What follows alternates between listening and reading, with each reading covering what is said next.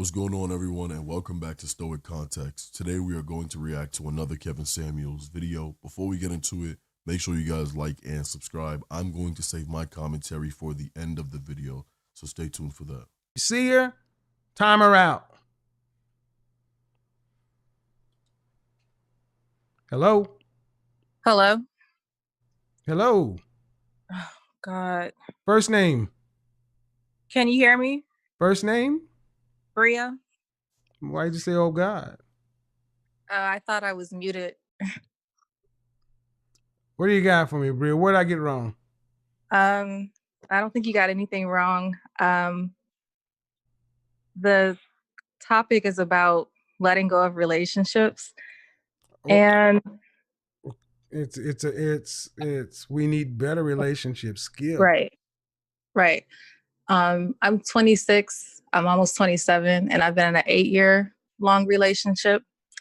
And hold on, you said you've been in an 8-year relationship? Yes. Why aren't you married yet?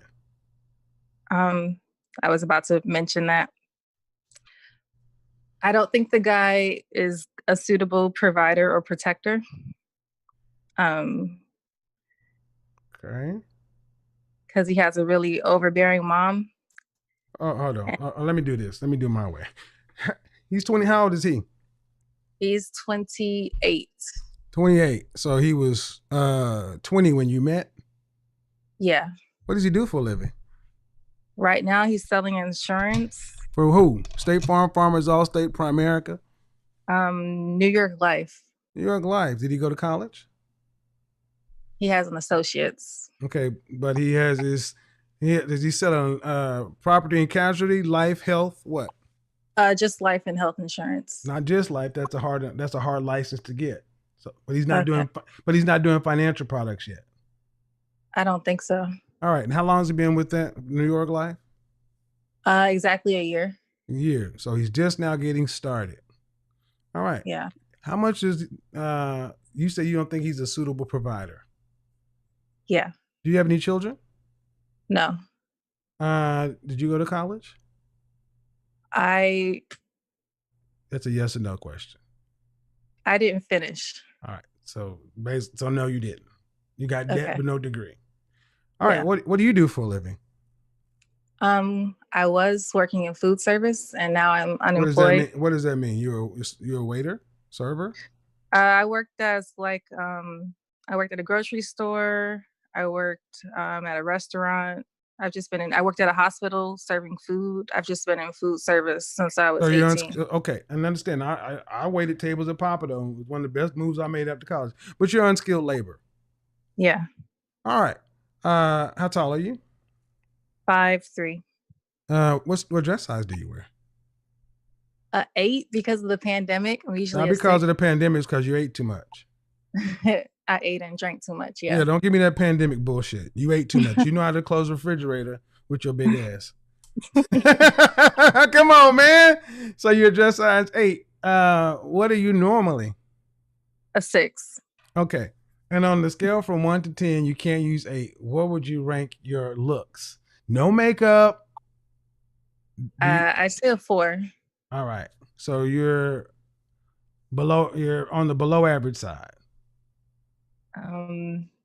Yeah. All right. So, so if you're a high school grad, unskilled labor, what kind of provider what kind of man do you think you should get? That's the thing. Since I'm heading into what you call the danger zone, I was thinking about just like really going back to the drawing board in a way and just like really getting my shit together. Well, no. But I'm trying to ask, what kind of man do you think you should get from your straight up sexual marketplace value? I mean, as of right now, I guess my boyfriend is the best I can do. No. Even if he wasn't, okay. If you're a 4 and you're unskilled labor and your average dress size would be a dress size 4. That's what the normal dress size. You're 8. That's you're not double, but you know what I mean. Yeah. See, it's a matter of expectation. What would you expect to get? How much do I you think think? How much do you? What city do you live in? Cleveland, Cleveland. Ohio. Do you want to have children? I think so. Do you want to have? Do you get married? Yeah. And why do you want to get married? I want to have a life partner. And what is he going to get from you? Well, if we had kids, I would want to be a nurturer and But ma'am, in order to have kids, you would have to want them. I'm asking you, what do you want? I don't know if I want kids right now because I have a lot of mental health issues. But if I can get that under control, then I do want kids. When you say mental health, what do you mean? I was diagnosed with bipolar depression and anxiety when I was 18. Are you under current treatment for that? Yeah. Are you on any kind of medication? Yes, I am. And your boyfriend has been with you through all of this? Yeah, he's been my biggest source of support.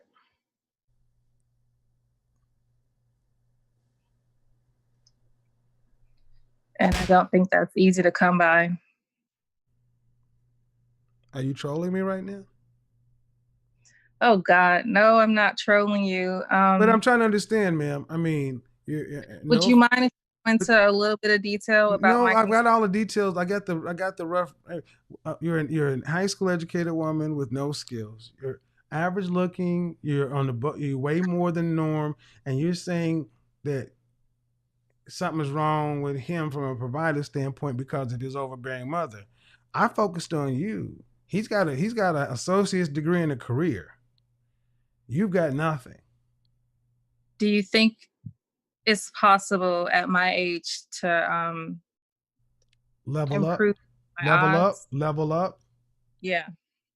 What other channels do you watch? I watch Karina Lude. I watch Chrissy. I watch Cindy Black. I watch Thought Crimes. I watch. Okay, ma'am, this is why I need you to pay attention, okay? Okay. This is what happens to far too many of our women. You got a man who's with you 8 years, and you think you can go do better on the open market? No.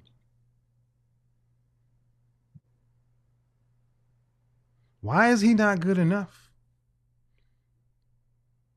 Because I don't think I could leave my kids alone with his family. Excuse me? His family is kind of... You don't think you can leave your kids alone with his family? Yeah. You mean the kids you don't know whether or not you want to have?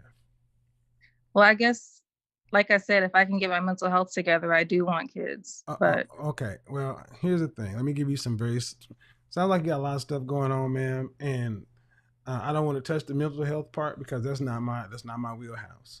But his family is in Cleveland, right? Yeah. You move. Problem solved. That's what my therapist said. Problem solved. But the question is, does he want to marry you? Yeah. Has he proposed to you? No, because I keep telling him I don't want to get married.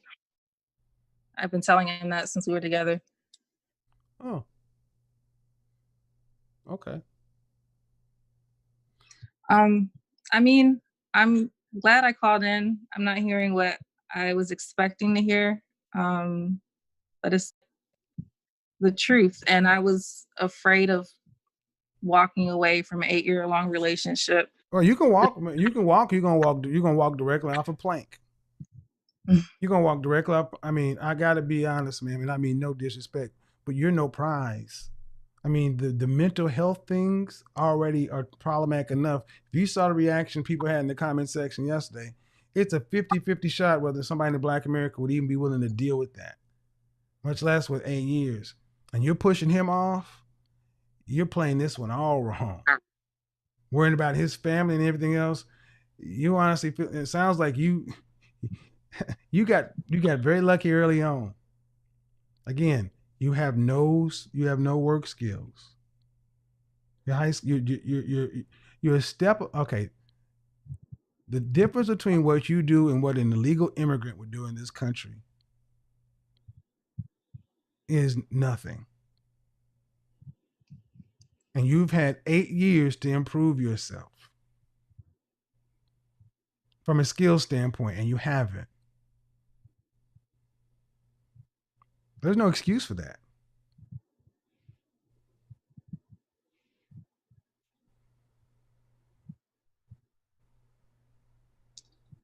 Well, okay. I get it.